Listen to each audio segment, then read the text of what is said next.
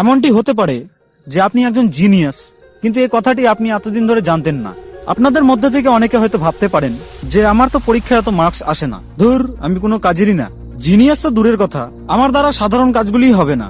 কিন্তু বন্ধুরা, জিনিয়াস বলতে আমি তাদের বোঝাচ্ছি না যারা এক্সামে 100 মার্কসের মধ্যে 100 মার্কস তোলে। জিনিয়াস কথাটির মানে একটু আলাদাই।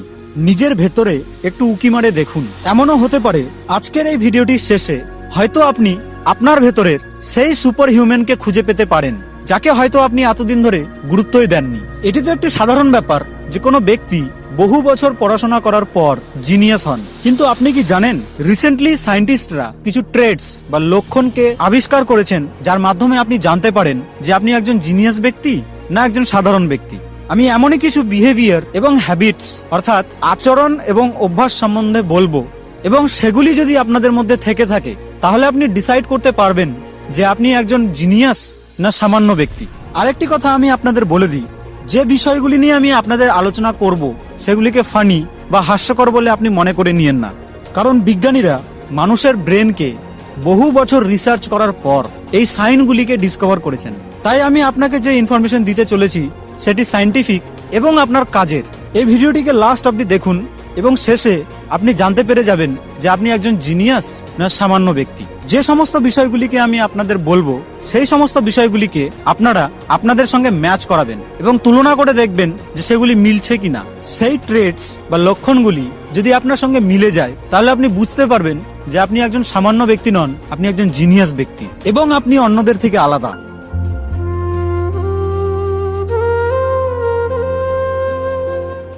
নাম্বার 10, স্টেইং আপ লেট, অর্থাৎ রাত্রিবেলায় অনেকক্ষণ ধরে জেগে থাকা। জিনিয়াসের মাইন্ড সবসময় কিছু না কিছু নতুন করতে চায়, আর এই কারণের জন্যই রাত্রিবেলায় দেরিতে, আর দেরিতে বলতে আমি বোঝাতে চেয়েছি সকলের থেকে দেরিতে ঘুমানোর অভ্যাস আছে। আর এমনটি যদি আপনার সঙ্গে ঘটে থাকে তাহলে কংগ্রাচুলেশনস, কারণ আপনি জিনিয়াসদের তালিকার মধ্যে পড়েন। জিনিয়াসেরা গভীর রাত অবধি এই কারণেই জাগে কারণ তাদের নলেজ এবং ইনফরমেশনের প্রচুর খিদে, আর এই খিদেগুলিকে দূর করার জন্যই জিনিয়াসেরা গভীর রাত অবধি জাগে। কারণ রাত্রির সময়টা তাদের কাছে একটি এমন সময় যে সময় তারা শান্তিপূর্ণভাবে ভাবতে পারে কোনো কিছু, আর এই কারণের জন্যই জিনিয়াসেরা ইনসোমনিয়া অর্থাৎ ঘুম না আসার অসুখে ভুক্তভোগী হয়ে থাকে। আর এই ইনসোমনিয়ায় ভুক্তভোগী জিনিয়াসদের কথা আপনি ইতিহাসে পেয়ে যাবেন। মহান সায়েন্টিস্ট নিকোলা টেসলা, যার কারণের জন্য আপনার বাড়িতে ইলেকট্রিক পৌঁছায়, তিনি দিনে মাত্র 1.5 থেকে 2 ঘন্টা ঘুমোতেন। Leonardo da Vinci, the great painter, যিনি মোনালিসা চিত্রটি এঁকেছিলেন, তিনি দিনে কেবলমাত্র 3 ঘন্টা ঘুমোতেন। এই ধরনের বহু এক্সাম্পলস আছে যেগুলিকে আপনি ইন্টারনেটে সার্চ করে দেখে নিতে পারেন। Number 9, laziness. আপনি বিশ্বাস করুন অথবা না করুন, কিন্তু সায়েন্টিস্টদের এই রিসার্চে পাওয়া গেছে যে সমস্ত লোকেরা জিনিয়াস বা ব্রিলিয়ান্ট হয় তারা সাধারণ লোকের তুলনায় লেজি অর্থাৎ অলস হয়। তার মানে এ নয় যে এখন থেকে আপনি লেজি হয়ে যাবেন। এই কথাটির একটি সায়েন্টিফিক এক্সপ্লেনেশন রয়েছে।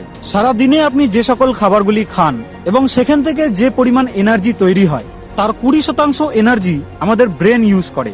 জিনিয়াস ব্যক্তি যখন কোনো কাজ করে, কোনো কথা ভাবে বা কোনো জিনিস খোঁজার চেষ্টা করে, তখন তাদের ব্রেন স্বাভাবিকের থেকে বেশি পরিমাণে এনার্জি ইউজ করে, কারণ তাদের ব্রেন বেশি ইন্টেলিজেন্ট হয়। আর এই কারণেই তাদের ব্রেন খুব তাড়াতাড়ি অলস হয়ে পড়ে। জিনিয়াসদের লেজি হওয়ার পেছনে আরো একটি কথা রয়েছে, সেটি হলো তারা সকল কাজকে শর্টকাট ভাবে করার চেষ্টা করে, সেই লেজিনেসের কারণে। আর এই কারণের জন্যই আমরা টেকনোলজিতে এত অ্যাডভান্স হতে পেরেছি। সেই লেজি জিনিয়াসরাই টেকনোলজিকে আরো উন্নত করলেন। তারা বিভিন্ন কাজগুলিকে সহজভাবে করার মাধ্যম খুঁজে বের করলেন। যেমন মনে করুন টিভি রিমোট। টিভিকে টিউনিং করার জন্য আপনাকে যাতে টিভির কাছে যেতে না হয় তার জন্য আবিষ্কার করা হলো রিমোটের। তার মানে এ নয় যে ভিডিওটি দেখার পর থেকে আপনি লেজি হয়ে যাবেন। আমি শুধুমাত্র সায়েন্টিস্টদের কথাই আপনাদেরকে জানাচ্ছি। Number 8, addiction for something. দেখুন, কোন জিনিসের প্রতি যখন আমাদের অ্যাডিকশন বা নেশা হয় সেটি একটি কেমিক্যালের কারণে হয়ে থাকে যার নাম হলো ডোপামিন।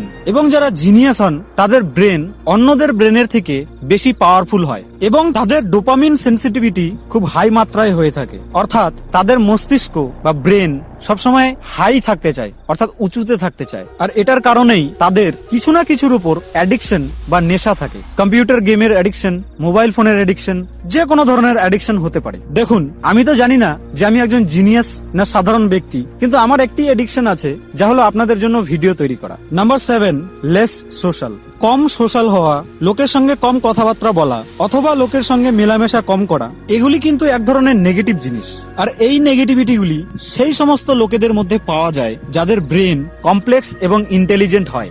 তাদের মধ্যেই এই লক্ষণগুলি পাওয়া যায়, কারণ তাদের থিঙ্কিং কমপ্লেক্স হয়। সে কারণেই তারা সোসাইটিতে বেশি কথাবার্তা বলা এবং লোকের সঙ্গে বেশি মেলামেশা করা তাদের পছন্দ হয় না। তাদের ইন্টারেস্ট এবং ভাবনা সোসাইটির বাকি মেম্বারসদের থেকে একদমই আলাদা।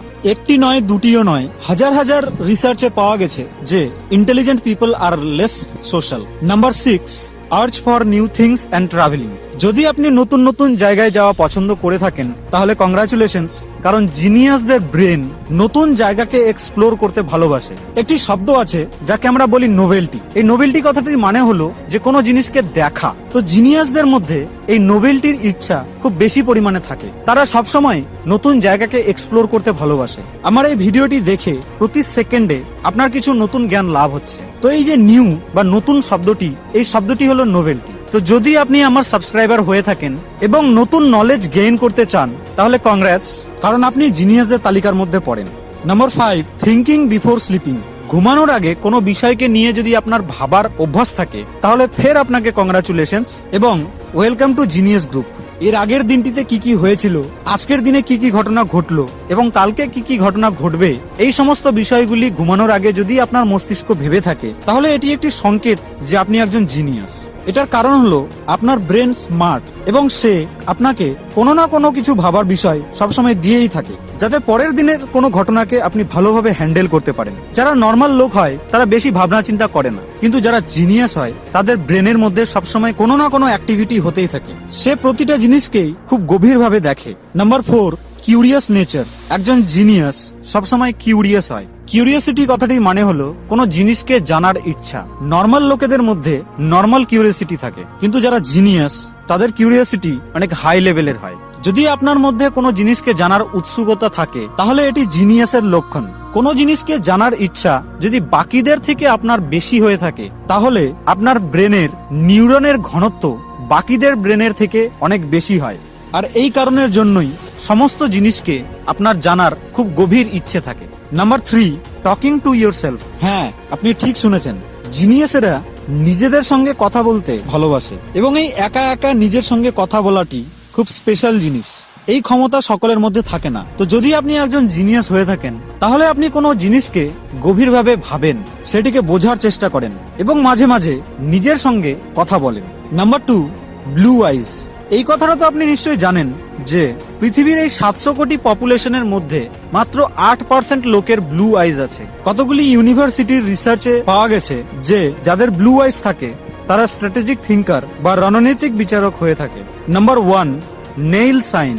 যদি আপনার আঙুলে, হ্যাঁ আমি অন্য কিছু জিনিসের কথা বলছি না, আমি আপনার আঙুলের কথা বলছি, তো যদি আপনার ডান আঙুলে এই ধরনের চিহ্ন থেকে থাকে তাহলে আপনার ইন্টেলিজেন্সি অনেক হাই। বুড়ো আঙুলের এই সাদা দাগ যত গভীর হবে তার মানে আপনি তত লজিক্যাল। এটি একটি রেয়ার জিনিস, কারণ খুব কম লোকেদের মধ্যেই এই জিনিসটিকে দেখতে পাওয়া যায়। ঠিক তেমন ভাবেই যেমনভাবে ব্লু আইজের কথা আমরা উল্লেখ করলাম, কিন্তু বুড়ো আঙুলের মধ্যে এই সাদা দাগ ইস্টার্ন কান্ট্রিগুলির মধ্যে অর্থাৎ ইন্ডিয়া, পাকিস্তান, বাংলাদেশ, নেপাল, এই সমস্ত দেশগুলির লোকেদের মধ্যে বেশি দেখতে পাওয়া যায়। আর এই কারণের জন্যই হয়তো আমাদের বলা উচিত we eastern people are intelligent. তো এই 10টি ট্রেডস এর মধ্যে থেকে আপনার মধ্যে কোন কোন ট্রেডস আছে সেটি কমেন্ট বক্সে অবশ্যই আমাকে বলবেন, কারণ আমি জানতে চাই যে এই 10টি ট্রেডস এর মধ্যে থেকে আপনাদের মধ্যে কয়টি করে ট্রেডস রয়েছে। যদি আপনাকে এই ভিডিওটি ভালো লেগে থাকে তাহলে লাইক ও শেয়ার অবশ্যই করবেন। আর আপনি যদি ইন্ডিয়ান হন অথবা ইন্ডিয়ান না হন তবুও এই ইন্ডিয়া চ্যানেলটিকে সাবস্ক্রাইব করতে ভুলবেন না, কারণ সায়েন্স এবং টেকনোলজির এইরকমই ইন্টারেস্টিং ভিডিও আমি 2 দিন পর পর আপলোড করতে থাকি। আর হ্যাঁ, সাবস্ক্রাইব করার পর বেল আইকনটিতে অবশ্যই প্রেস করবেন যাতে আমার আপলোড করা ভিডিওগুলি আপনার কাছে সবথেকে আগে পৌঁছায়।